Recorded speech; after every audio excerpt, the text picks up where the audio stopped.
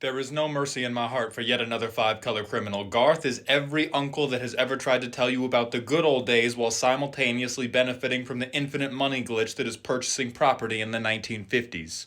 His primary goof is that when you tap him, you get to pick a card from among these six and play it. Now, notably, you only get one copy of each of the cards for each instance of Garth, he said, foreshadowingly. But let's talk about the cards. Three of them are psyops meant to convince you that Magic the Gathering ever made fair cards. Put Ancestral Recall in, you cowards. Two of them only do anything if you have $10 million, and the last one just so happens to be a small loan from your father in the amount of $1 million. It is at this point you may say, well, Black Lotus is a good card, but it doesn't get you very far with Siobhan Dragon or Brain Geyser. How bad could that be? And it is at this point that I will ask you to sign on to my petition for a Gojo secret lair, because the only number this man can count to is infinity.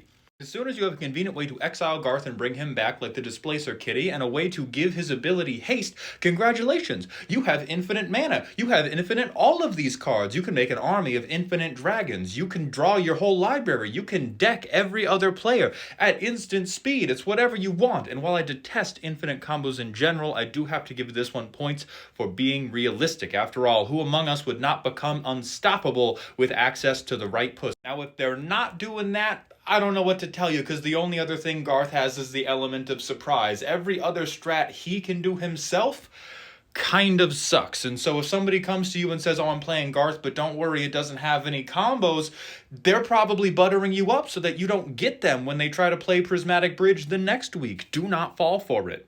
That said, Garth can absolutely get it. I assure you we will be checking out that one eye, mister.